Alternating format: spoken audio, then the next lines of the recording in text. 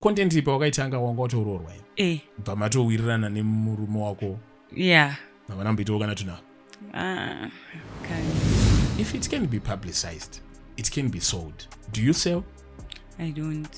Choro ndakavhurira phone yangu inbox. I don't sell my board.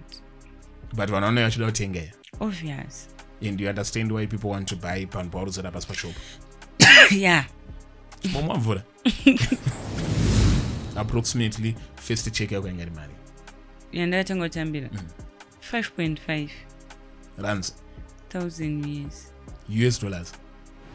Ndakagaina 2 million views in 2 days. 2 days. So what does it say about content? 2 million followers, I mean. 2 million followers in 2 days. I'm a fan, I'm a fan, I'll tell you. Sigwakaipa mdara. Sigwakaipa mdara. Mno ndi people's journey. Wana nini pa majournalist atina umzimbabwe ndo mrata number 1. Yeah? Serious? Pa majournalist sanoziya zvanoita noziya basa yacho.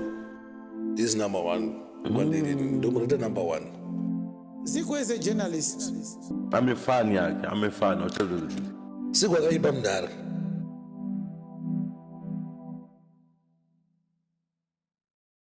Ladies and gentlemen, we are back again on yet another interesting episode. Today we are hosting someone you can say with a controversial figure. She has been trending this past week for what someone would say right or wrong reasons, depending on how you interpret these. Munhu watine panapa, she's the queen. Ndo anonzi Queen Nadia. Queen Nadia, welcome. How are you? I'm fine. Everything is good. Everything is good. Yeah. Chokwadi chaizvo. Sure. We are very happy to we actually got you first. It's an exclusive and we are very grateful. It's not a surprise, a little surprise. One of our fans, Murume, when he know that you are coming here, but I can do a gift. This fan to starake was Munia as we say as Kuwanda. And on the trust Buju and trust Buju ati hapana munhu achaya kuinbox kwako achiti ndinonzi trust Buju ndeipi ndipo number yako ukona pachiya munhu akadaro ari kunyeba hauye muinbox anzi queen vanenge wamboshekwa nawo nezvekudaro saka tineka gift ndakaviga panapa ndikati gare takupa. Yes amen unogona kuudza vanhu kuti chichi if Who is that? need be. Well.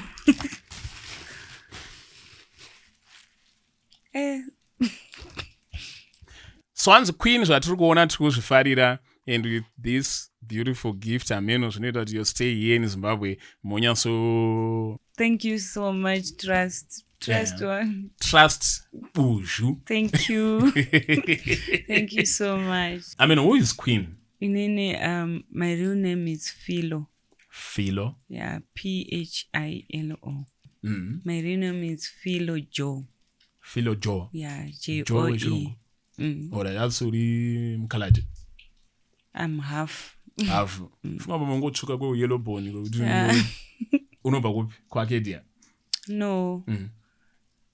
Ndakura Marare. Kumusha twendo kwa mama kwa Chiota. Story kuti Nadia manje rinozobva papi because Philo Joe maybe don't have a nickname inonzi F Joe, F Joe or what. Ozoenda kuna Nadia irubva kupi kuti Queen Nadia. Nadia ndaifarira Nadia Nakai. Braga what? Yeah, panangotanga ngozvitiwo Nadia from school. Why did you like Nadia? To be particular, we're going to farira Yvonne Chaka kana Sandra Ndebele. No, ndengofarira like music yake and stuff. Your favorite, which one?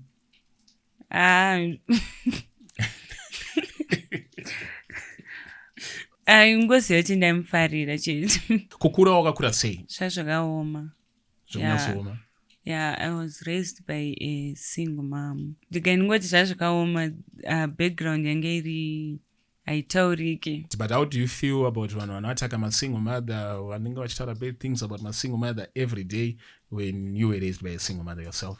Zvinotondirwadza like that's why sometimes ndakangozvipirawo kuti no I need to do this so that change your life yamai vangu and stuff because ndakasangana nezvakawanda vachitry kutendesa kuchikoro and stuff. Wakaenda kuchikoro svika level ipi? Form 4. Ndakakutarisa dai you look very bright. Are you bright? No. I'm not. Tienda jaja book necover. And ndaitogona but munongoziva ma-financial problems sezvanamutaura kuti I was raised by a single mom. She was trying but pamwe pacho zvaitoti disturbawo kuti you understand. After form 4 pane zvawakazomboita here zvine chekuenderana nechikoro kana kuti makosi kana kuti wakambotanga kushanda? What happened after that? Sekuti mama wangu was a hustler. So ndakabva ndangoita hustler. Ndakaita hangu nurse aid. But I was into hustling more than izvozvo. Time you hustler chi? Ndaienda mutown kujumbo kuya ndonohodha maperfume ndakaitengawo $1 ndonoitengesawo kana $2. And then vanhu vakazoona munhu akugara kusouth here kana kuti kumboonekwa ari kusouth here. Wakaenda kusouth Africa rini? Ndakamboenda kudhara ndatorwa nasisi vangu vari kusouth. Pandazodzokera last year it's 2024 muna April on 27 April. Why did you go to south? Pane zvakaitika but ndakazongoenda hangu kuti ndanoshanda. Pushwa nemaproblem. Okay, let me say kuti I went to south for my peace of mind. Peace of mind? Kwangu ine hondo rekuZimbabwe yanga ichiaffecta your peace or mulife mako mune zvinhu zvaikushungurudza zvekuti you need to distance yourself from where kwanga kwachigara kunoka?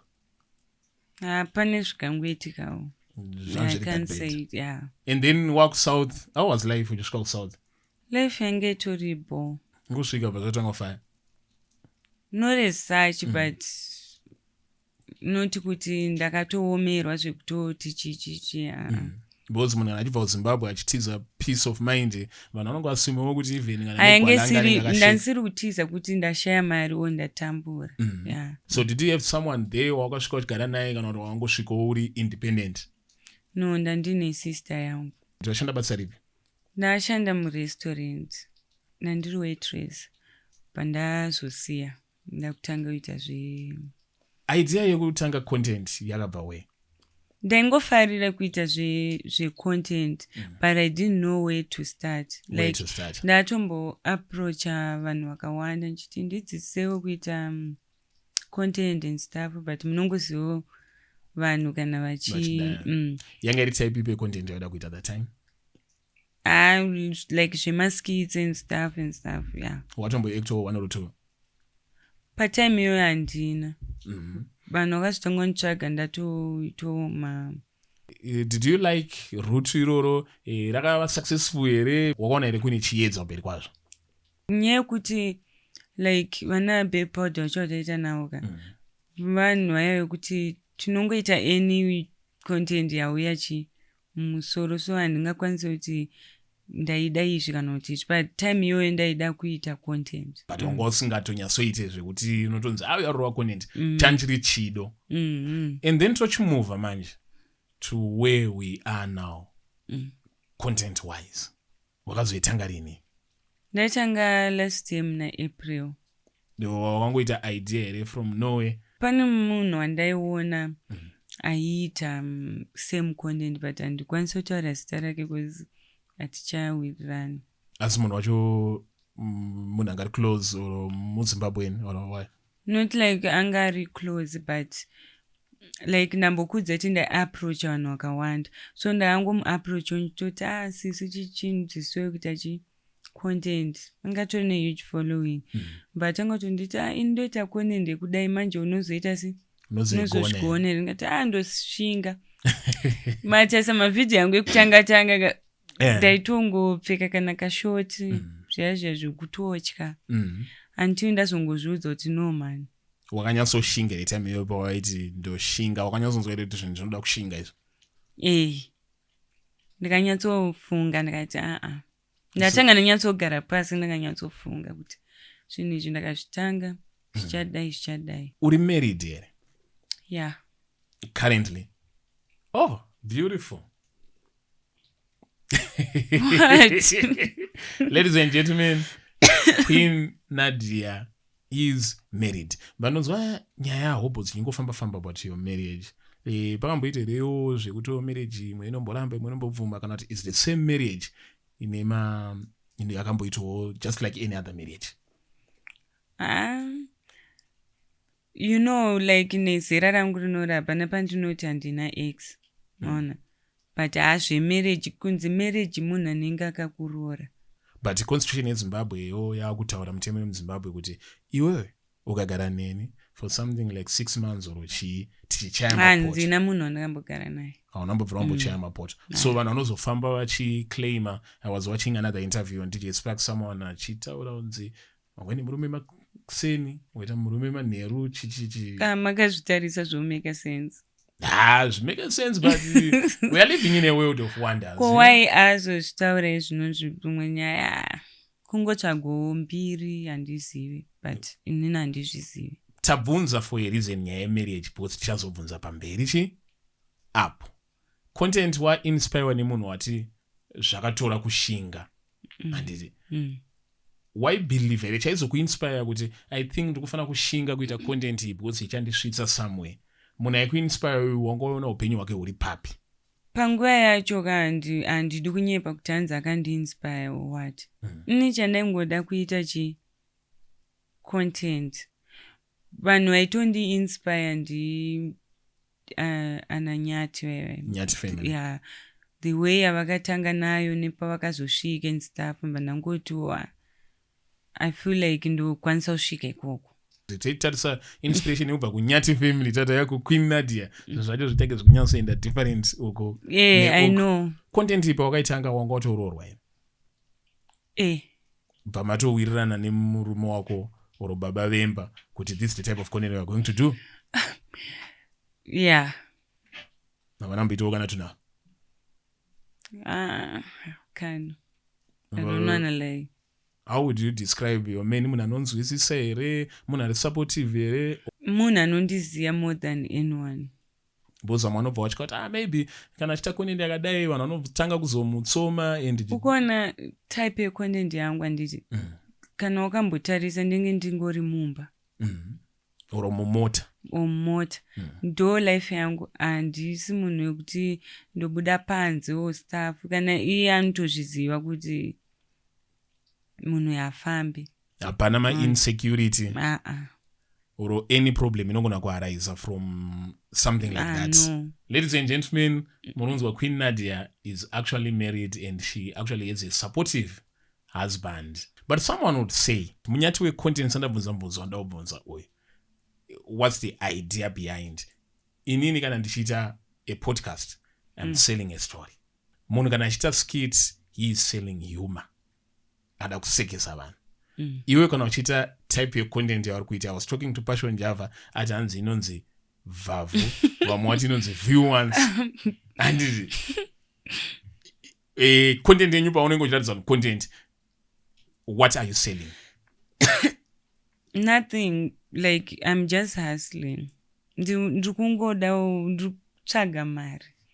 Oh, because understanding inenge kuti inini zigo vanhu vanonditeerera because vanoda nyaya. Saka unoda kuti nditi varume vanondifollowa kuzi vanoda zvinhu. I wouldn't know, but kana uchivhura TV, you know what people want to watch and you give them what you know that they want to watch. Yeah, ini ndakaona kuti like type yecontent yangu handiti inodraw attention. Vamwe vanoda zvinhu, vamwe vanenge vachitoshamisiko kuti munhu yarutodai waona. So it depends nemunhu wacho ari kuona kuti iye kwaari ari kuona chii. But mafans manje anenge akutaurawo vamwe vanenge vachisupporta vamwe varozvifarira vamwe vasozvifarira zvitsina siyana, but vanenge vakuti if it can be publicized, it can be sold. Do you sell? I don't. Chero ndakavhurira phone yangu inbox. I don't sell my board. But vanhu vanenge vachida kutenga. Obvious. and you understand why people want to buy panbaro zera pasi pashop. Yeah. Momwa mvura. Unokosoya.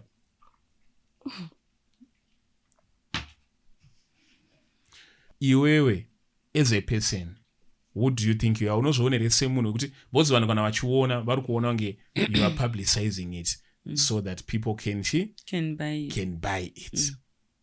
Iwewe, how do you see yourself manje? Kuti character yako wakafanana nevanhu vaya vanenge vachinzi vanotengesa here, since vanhu vachiona ngorutengesa kana utori munhu wari different? Handitori munhu ari different. Genuinely? I'm far different kune vanhu vanomira muroad because handitengese body yangu. Inini I only get paid Facebook. Ndo ungatotengesera zvako. Ndo ndingatotengesera. Talking about getting paid, how much does Facebook pay you? Unogona kusatudza go specific, but is it zvekuti nhamo uchitambira pay yekutanga unogona kupa utomboti nhamo tatombokamura chaizvo? Yeah, iripo. Approximately first check yako yanga iri mari yandakatanga kutambira yanga iri 5.5 rands thousand years. $5,500. That was the first paycheck you received from Facebook. And how did you feel after receiving that? Zvikawa zvatondiita kuti ndito, because pandakatanga kuita content ndaiti no ndakawana mafollowers ka no ndatochinja content ndotanga ita zvekuacta and stuff. Pandakatozoona kuti zvinhu zvine mari ndakati no, let me continue ndi achieve zvandoda achieve then ndozo tabva pa 5,500 and then watanga kuramba uchiwana mari chaiyo here kana kuti yanga yambodzika uranga riri shura refirst paycheck? Aiwa, ainombodzika ndi aina.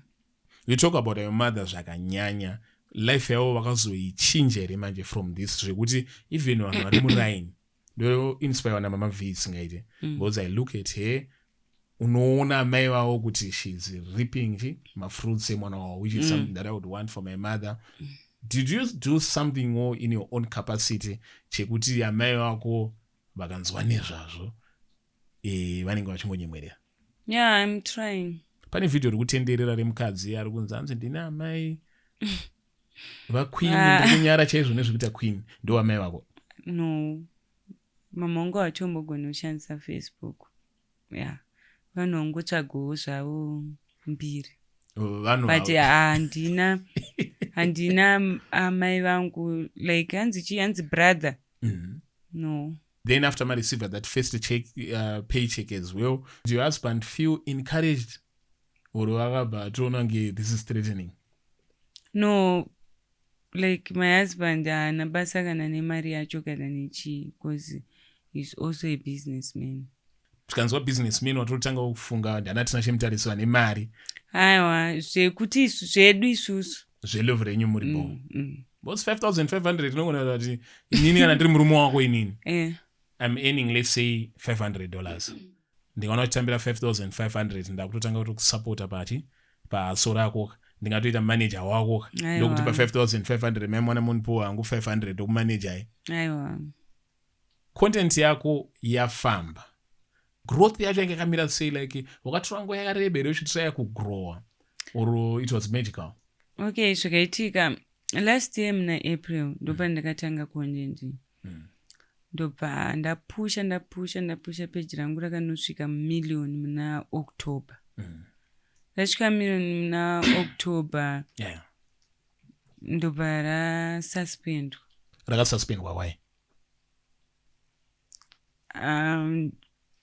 Rainzi chi riri mujeo yeFacebook for 1 year, because anchazoti yanga iri nyaya yei. Alright, vanhu vari kuona havanzi kusei chinonzi jail reFacebook because they are not content creators. Unogona kuexplaina that? Like Facebook inokupinza mujeri, like zvichienderana nemhosva yawaita. Unogona kumiswa kuposta or kususpendwa kana kwe1 year 3 months and stuff. Hanzi mhosva iyo yanga waparangeri? Panenge iri copyright, kozoita vanhuwo vairipota. Copyright wanga wakopa art vamwe here kana kuti head song yevanhu vanga iri pavo? Song. Hazvibvumidzwa? Pane munhu wacho akazvichina nemunhu wacho kuti aita rega ndingoti pane munhu wandakaita naye something. Ndobva report. Makaita collaboration. And then the other mosha inge vanhu vangu vakaripotawo like vatori maZimbabweans but saka zvekuripota zvinotanga nhasi. How did you get your page back then? Papi remillion. No, iroro 1 year isati yakwana. Wakatomirira kuti ritsoke. So ndagadzira rimwe page muna musi wa 12 November. 12 November 2024. 2025. Zvinhu zvanotaura ndezva 2025. Zvinhu zvatiri kutaura izvi hazvina 4 months zvaitika. Page ndarigadzira musi wa 12 ndiro remusi wa 12. Izvezvi patamira kuriona apa rangana nemafollowers mangani? 3.1 million. So you were getting 1 million a month. Ndakagaina 2 million views in 2 days. 2 days. So what does it say about content here? 2 million followers, I mean. 2 million followers in 2 days. Record yanga irimo muZimbabwe yemunhu akakwanisa kugrow page nguva diki ndi Bybit ainzi in something like 2 days Bybit anga kuma 160,000 followers. And now it's no longer a guess kuti Queen why vachinzi Queen boza watosvika wakatora chigaro izvozvo. 2 days is not fiction. Nino ndakatoshamisika because since wangone mara unotengere mafollowers andina. That's why meona maviews aitongoita the same. Maviews anditoziva kuti anotengwa sei. But vanhu vanyanya follow all right. Pa 2 million wakaita in 2 days. Facebook inokuratidza ma-statistics ako ma-insights. Vanhu vaifollowa ndevekupa? South Africa. South Africa. Nigeria, yeah. Nigeria. Vanhu ava varume here kana kuti vakadzi? Vakadzi vashoma, varume. And ma-Nigerians vanokurumidza kubheja vakangoona kunge pane zvinhu zvavafarira. Vaibheja here zvekuda? Handizozive because maybe vanobheja kuma-stars. Zvekuma-inbox handizive because handitovhura inbox yacho. Pane munhu anoira nere inbox? Pane munhu anoira nere inbox yako? No. Inongosiva yakavharika yakadaro. MaZimbabweans, most of us tatanga kuna content yako just 2 weeks ago. And zvavangotanga sefani so tangoona ndakagara patangoona zvichingo iwewe from statistics ako wakatanga kuona rini kuti maZimbabweans ako kufollowa? MaZimbabweans anga aripo but wangosina kuwanda. So I think video rangu rakaita 140 million per 2 days. 140 million per 2 days. Manamba yana Mr. Beast na Speed House kumaricha kai. Handizivi kuti zvakaitika sei. Ati rangari pa video kuti rizita 140 million. Bozi dakuvanza kustada kuti 140 million varume vanenge vanyatsonakidzwa nei pambene ati rakanyatsoita sei. Same art ndongoita. Ndora ndakangoita. Ronetsa unzwisa art rako. Iroro review once. Review once. Haukwanise kuona cash 2. Ndimbofe kuona cash 2 ningwatodzokorodza video. Isusu takambosenderana video mu inbox raita nge view once oro raita nge rine nudity mukati. Account yo ikabva delete kwakaenda tikabva tabanwa pa Facebook tikanza tichada kutomboona tichakwanisa kutovhura ma accounts pa Facebook. Something like that happened. How did you manage kuti you post every day something shoita nge chine nudity and then you were not flagged? Page rangu rine my restrictions, rine age restriction. Wakaisa age restriction pa page pako whether wakaposta chinenge.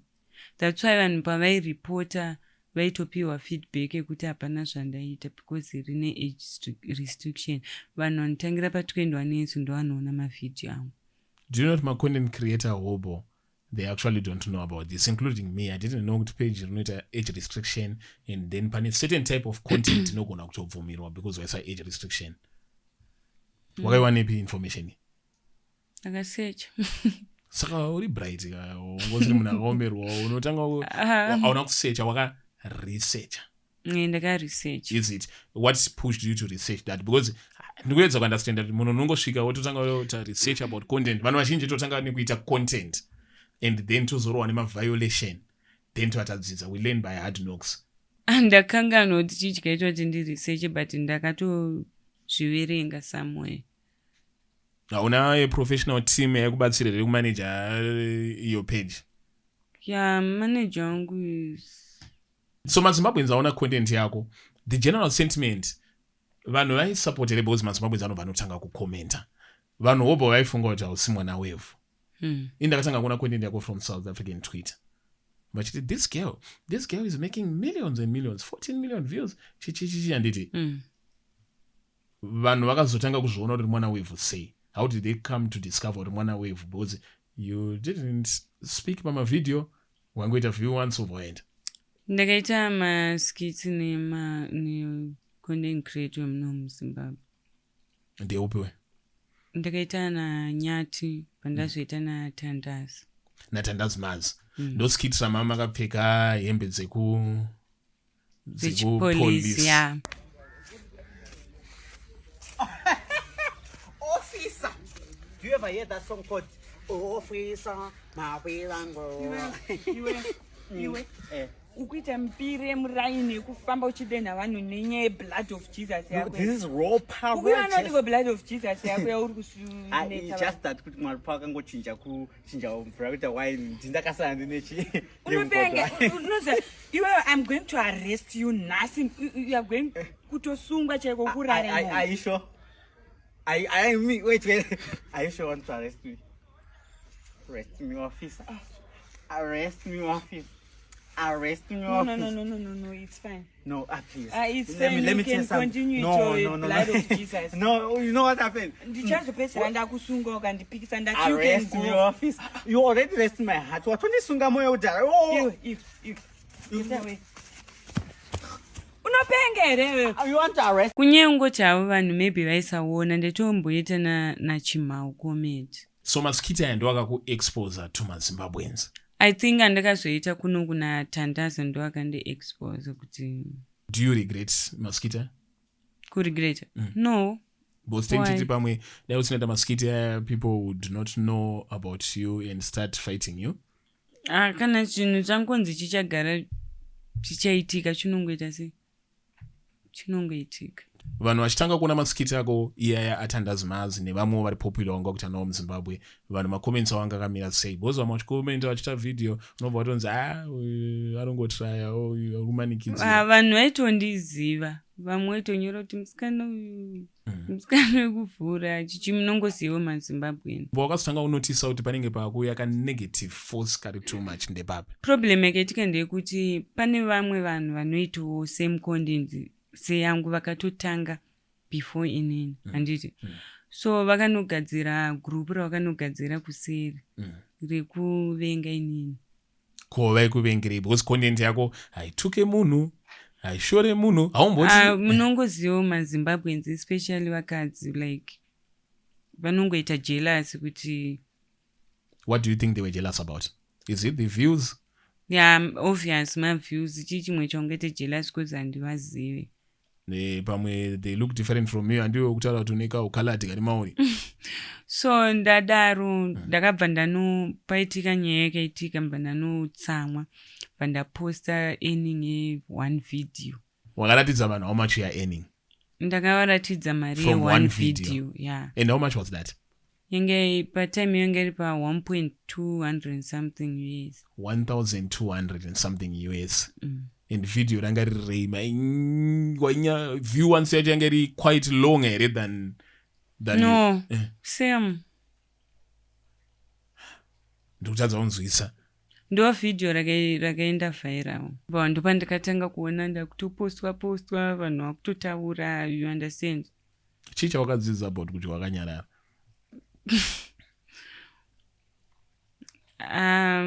ndakadzidza zvikawanda. Do you regret showing people how much you were earning? Yeah. Because now when you are doing that type of content, I would understand the age, because vananenge vachikushora vanhu vachiti ndezvechinherera zvauri kana kuti une nhamo iwe wakanyasonzwa desire yekuprova vanhu. Yeah, ndo zvandaida kuratidza vanhu kuti no, you think kuti hakuna munhu ari normal anongouya pasocial media utanga kuto expose body yake just for free. So ndaida kuvaprova kuti ndikuziva zvandiri kuita sei zvandiri kuita. Ataona mareports akutanga kuchimwayiwa. Akawanda sei mareports aya? Angakawanda, ndaizviona kuma-recommendation. Zvekuti can you estimate? Handizivi hangu. And would you know kuti aibva kupi? Aibva kumaZimbabweans, because munhu aitononyora pa-recommendation ukarekomenda page rangu inondiudza nezvawanyora. So waitoona muZimbabwe kunyanya vakadzi. Hazvina kuaffecta here? No. Une hana iri strong, moyo uri strong, character iri strong. Yeah. Haumuvhike. Ndakangokuro ndichidzidziswa namama wangu kuti don't live for people. Yeah. Content uchiona, how do you look at it? Content yakachena here or adult content, because muZimbabwe zvinhu zvinenge zvichiri kakushorwa mbijana. Indoti content yakachena, because handisi kuacta porn. I'm not sleeping with anyone. But vanenge vachiti nudity. Muonero wavo, because chero takatarisa vanhu vanogara kunze uku kana ndingati kunana South Africa, vanhu vanoendawo mabichi. Varungu vangonotofamba tori nependi, hazvitomboshamisiri. Whereas muZimbabwe ukafamba ukapfeka police uniform yako here. You see, wakutotanga kutonzi. Then ndakaona waposta futi, I don't know if the screenshot originated from you, but raitenderera rairatidza kuti ma-appeals evanhu, ma-reports evanhu ari kurejectwa. Iwe waizoreceiva say that. No, asi angu vanhu vairipota ndo vaibva vatora ma-screenshot oposta. Kuti we are reporting, but turikuti asi tukurambirwa. Page zviri hatichariona. Varume hobo tikuritsvaga. Page hatisuita se? Hatisikuruona. Page rakadonhera. Page riripo pane zvatiri kumbogadzirisa. So you can assure my fans ako kuti the page is going to come back. Yeah, soon, very soon. Damboya pana uye mabeliefs echitendero. Uri mutendi wechitendero chipi? Nini ndakapfuurira mupostori. Ndakakurira Masowe, John Masowe Shani. Ndakazopinda mugodhi, upenyu hutsva. Ndangokura chechi dzinopfeka magemenzi. Ndatombopinda Mwasha. But izvi zvinoendere kuchechi? Yes. Nopinda chechi ipi? Inonzi Winners Chapel International. Saka you are a Christian? Yes. Zvinowirirana nema-Christian values from what you believe you are? Ndingati handizivi. Unongovimba naMwari kuti inini ndinongovimba naMwari, because Mwari vasingada kuti zviitike zvanenchiita ka zvaisambofa zvikaitika. Maybe ndaitoposta chinhu chotoita one like ndosvikopa kuneta. Kana uchinamata uchitenda Mwari nebasa rako unogona kutonamata utenda Mwari, I thank you for my earnings and later this month and chichi. Hapana here because moyo wako ndo unokudza zviri wrong ngati aiwa. Do you have a conscience Hapana, because I'm not doing anything wrong.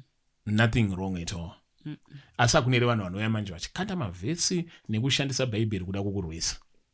They do. And you unoresponda sei? Ndiwanzopindura mumacomments. Kuchechi kwaunopinda uko, how do they take it as well? Hapana, like ndingape example yekuti chero mubhaibheri munonzi mukadzi uya yaiita zvinonzi chishona chinhu zvekupera. Angari chipere. Zvikanzi asina kumbotadza ngaamuteme.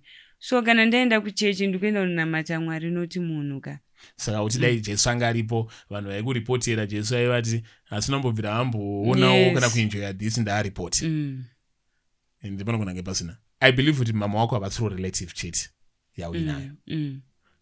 Mamwe marelative ndikavhura hombe swera ichitendera nosona ndichifunga hey marelative vamwe vanenge vachifona, how do they are they supportive of your work? makangoziva kuti like ndambokudza kuti ndakangodzidza kuti don't live for people saka like inini munhu akauya kwandiri achida kundilectura ndongokudza kuti chimbondipawo $1 kuona because the same people ndowanongokuseka futi uchitambudzika hapana as long usina chaunondipa mulife ka una right yekundiudza kuti usadaro kana kuti ita sei. Asi unombonzwa here kuti bodzi unombonzwa mahunga kuti vari kufanana nazvo here kana basa vamwe vanototaura ndotonzwa but munhu akakosha mulife mako vanhu akakosha mulife mako ndiani nani?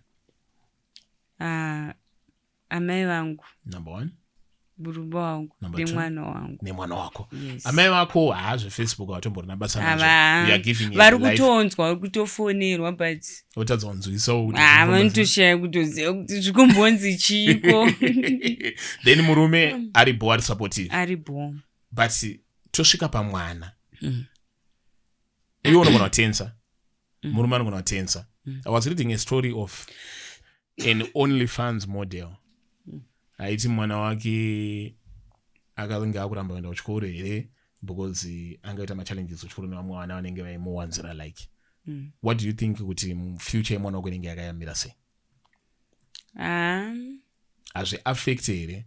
I don't think so because kana anazodwa nevana ana Beverly Spanda wane mwana chimbondiudza kuti mwana waBeverly Spanda akaradzwa mavhidhiyo amama wake vachiisa bhodhoro anoita sei?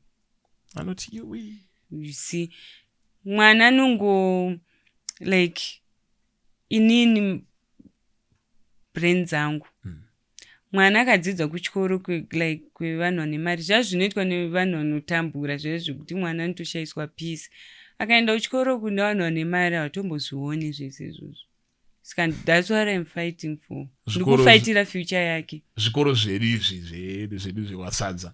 Izvezvo. Alright, une vana vangani? 1. Mwana musikana kana mukomana? Mukomana. Wewe unozoona vakomana vari jealous vana mai wavo zvekuti aiwa. Pane rimwe podcast rakaita wakataura futi ukati ndine mwana mwana wandinaye ndiye well-known celebrity. Well-known celebrity ndiye murume wako? No. Mwana wao wanga wagara naye. Akura zvakadii mwana? Ni 4 years. 4 years. Do you mind sharing with well-known celebrity ndiani? Because vanhu vakugadzira magetsi avo. No, I can't. So now waita content iyi. Panduda unyanyoziva ndepekuti were you going to permanently do this? Because inini kana ndikaita video rondipa 5,500 per month. Handoni ndichiretire nekukurumidza. Sezvo ndambokudza kuti ndine zvinhu zvandikuita ipapa I am doing a lot of things zvandoziva kuti chero ndakazozviregedza zvicharamba zvichiita sei zvichindibatsira ukubuild a future. Yeah. How long did you see yourself in content? Hapana nguva yakareba. Dangoro wako 1 year 2 year urimo but wanga usingatyiri unopedzisira wa addicted zvekuti unogona kutozopedzisira wakutoita more than that. Ndiri munhu ndoziva zvandinenge ndichi temptwe ne. Would you mind wokudza vanhu some of the things zvimalittle zvinongo inspirewo vasikana vavo vechidiki which you have accomplished from your work? Ukuona inini necontent yangu yandoita like nditori nefoundation inonzi Piladia Foundation. Kana uchiti foundation you mean an organization iri kuita basa rairi kuita ndobatsiro vanhu and stuff. Inonzi Piladia organization. From your name P Philo. Philo yobati Ladia. Inoita nezve foundation. Ndobatsira vanhu sepapa vandaiti ndofanira kuenda kuZimbabwe ndonotsvaga kana wana 3 yokubhadharira school fees I mean per year. Like ndambokudza kuti mukuru wandakaita wakura zvakaoma. So zvinhu zvandaingoda kubva ndichikura kuti nene ndakazowanawo kana kamari ndichaita sei ndichabatsirawo vanhu vanenge vasinawo. Because hakuna munhu anonzi anotambura munhu anenge asinawo kubatsira nepandoita sei munhu asingawani zvizhinji ungati wabatsira vana vakawanda sei sofa sofa ndakanyanyobatsira kusouth apa ndiri kutouya kuti ndichiona kusouth waibatsira masouth african mazimbabweni everyone wauna zvekuchuza vya zvesegregation and chi pauri muzimbabwe is it the reason why you are in zimbabwe or not ndozvandandafambira kuti ndakaendawo kuchikoro since vana vachangovhura January mumwe mwana totadza kuenda kana grade 7 kana form 1 just because haana kana school shoe so ndozvandandafambira kuti nditarise saka queen aurita basa rihombe queen aurita inonzi CSR corporate social responsibility manje wasvikana nekuzimbabwe takazona pakunyorwa tsamba dzinenge dzinotyisa dzimwe dzinzi kubva maofisi marefu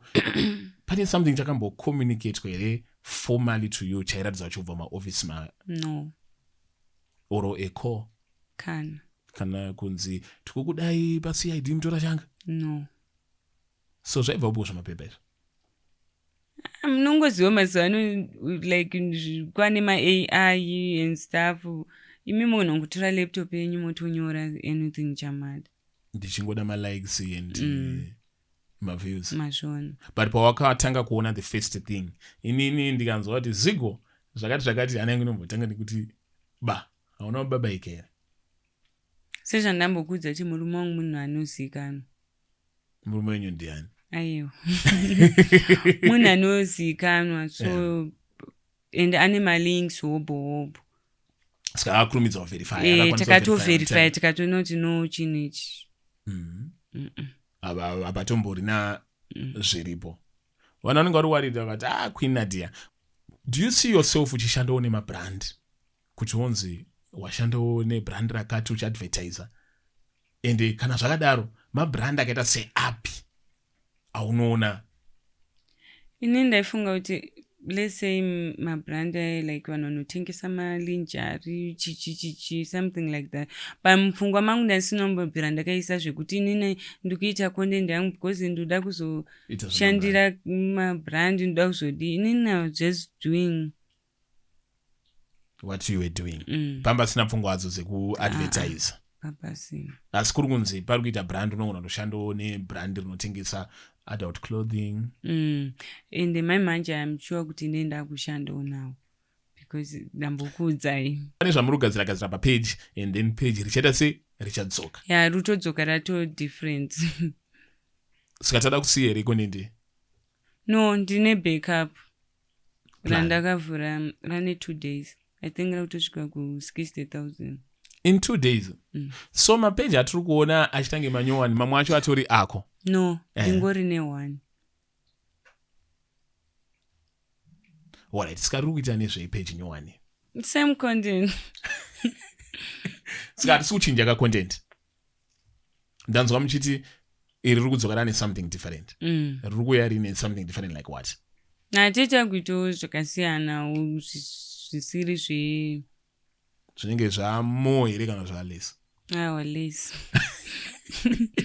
votienda kuziva kuti is this a means to an end ndinenge ndamwana waMwari well but izvezvi since wambotaura kuti uri mwana waMwari already ndo pfungwa yangu ndandibotaura about macollaboration of course waita macollaboration nemacomedian because kana wakuita 2 million followers in one day you are now attracting global stage pfungwa yako haichafunga ichingofunga Harare chete wakutarisa beyond pane vanhu vaveona here kuti vandoda kuti unawo macollaboration like chero wemuzimbabwe chero wemuzimbabwe chero vasiri wemuzimbabwe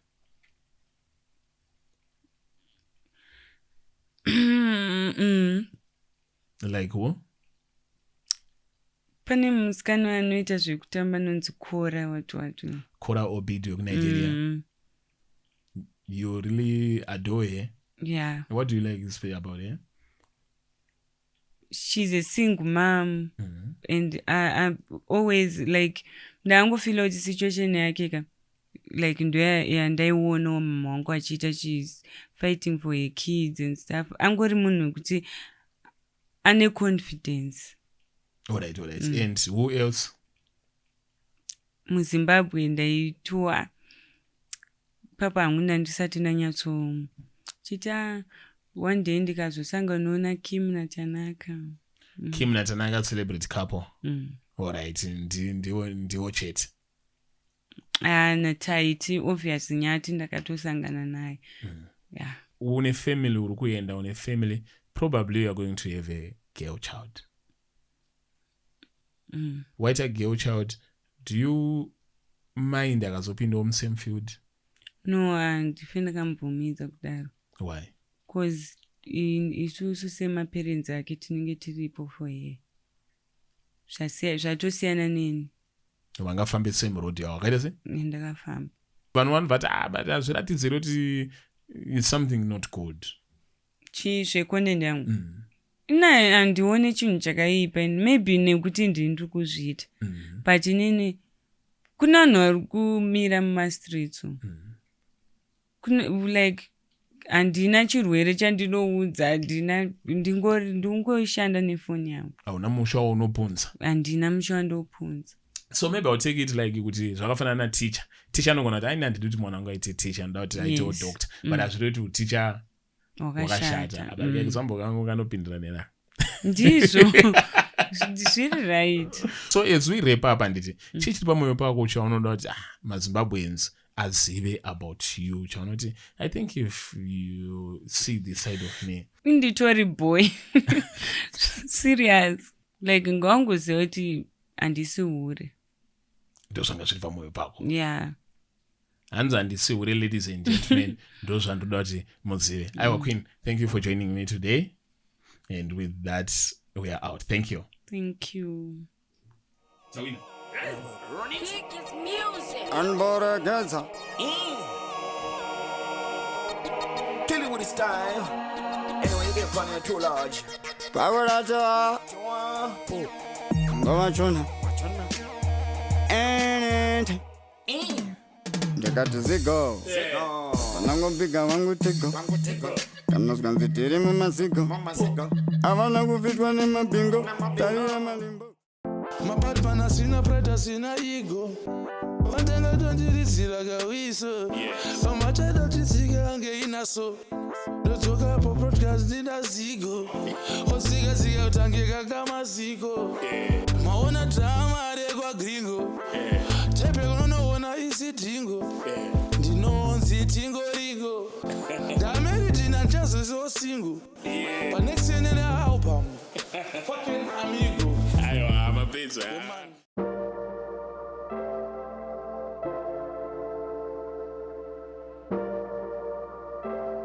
Yeah.